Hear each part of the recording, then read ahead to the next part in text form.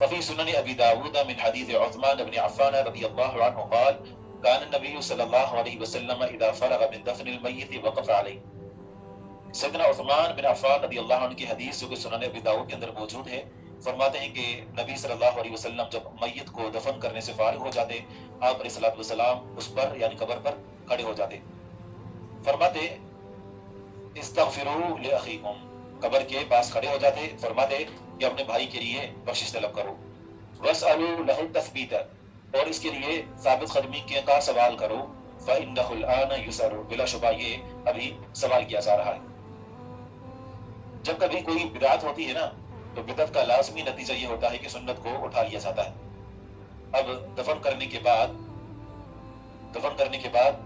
اس سے پہلے اتنی بدعتیں ہو چکی ہوتی ہیں کہ عموماً اس پر توجہ کم ہی دی جاتی ہے کہ اس کے لیے ثابت قدمی کی دعا کرنا۔ عموماً ہوتا یہ ہے کہ وفات کے بعد سب سے زیادہ غم جو ہوتا ہے وہ میت کے انتہائی قریبیوں کو ہوتا ہے، شوہر، بیوی، بچے، ماں باپ، بہن بھائی، ان کو سب سے زیادہ غم ہوتا ہے، وہ غم سے نڈھال ہوتے ہیں، ان کو سہارے کی ضرورت ہوتی ہے۔ اس موقع پر جو اقربا ہوتے ہیں، رشتہ دار ہوتے ہیں، میں نے ان کو خود اپنی آنکھوں سے دیکھا ہے، ان کی کوشش یہ ہوتی ہے کہ بس یہ رسم پوری ہو، مختصر سے مختصر جنازہ ہو اور جیسے تیسے دعا ہو اور اس کے بعد کھانے کا جو نا انتظام ہو،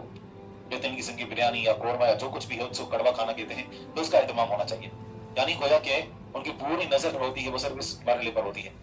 جبکہ یہ موقع ہوتا ہے کہ میت کے لیے ثابت قدمی کی دعا کرنا،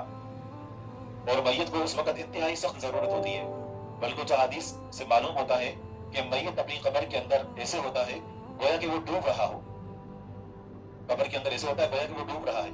اور ڈوبنے والے کو کسی سہارے کی ضرورت ہوتی ہے، تو اس کی جب اس کے پاس دعائیں آتی ہیں تو اس کو ایسے لگتا ہے کہ گویا کہ اس کو کسی نے ڈوبنے سے باہر نکالا ہو۔ معلوم نہیں کتنے ہمارے مسلمان بھائی، ہمارے والدین، ہمارے بزرگ قبروں کے اندر مدفون ہیں اور انتہائی سخت ہماری دعاؤں کے منتظر اور محتاج ہیں، جبکہ ہم زندہ ہیں اور ہمارے پاس یہ وقت ہے، یہ فرصت ہے، جبکہ ہمیں اپنی دنیا سے ہی فراغت نہیں ہے کہ ہم ان کے لیے دعا کر سکیں، ہم تو اپنے لیے نہیں کرتے، ان کے لیے کیا کریں گے؟ تو بہرحال مرنے کے بعد وفاداری جو ہے نا وہ ہونی چاہیے، اور وفاداری کا یہ اسلوب ہے کہ انسان اس کے لیے ثابت قدمی کی دعا کرے، یہ وفاداری ہے۔ اور رسول اللہ صلی اللہ علیہ وسلم نے نہ صرف زندہ لوگوں کے ساتھ ہی وفاداری نبھائی بلکہ مردہ لوگوں کے ساتھ بھی، کہ آپ علیہ الصلوۃ والسلام کو اللہ تعالیٰ نے حکم دیا کہ آپ جائیں اور بقیع الغرقد کے اندر مدفون لوگوں کے لیے آپ استغفار کریں۔ آپ علیہ الصلوۃ والسلام جس طریقے سے یعنی زندہ تو زندہ مردہ لوگوں تک کو یاد کیا کرتے تھے، یہ وفاداری کا اعلیٰ ترین جو ہے وہ ایک نمونہ اور مثال ہے۔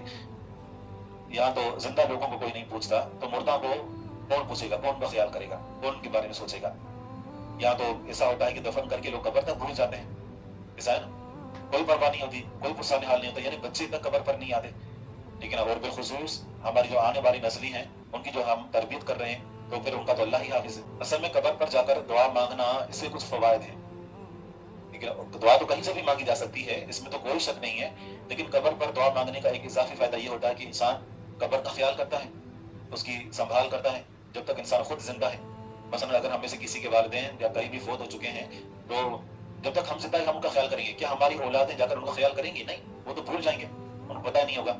اور دوسرے نمبر پر یہ کہ وہ رقت، وہ آخوزاری اور میت کے لیے دعا کے اندر وہ اخلاص اسی قبر پر جا کر ہوتا ہے،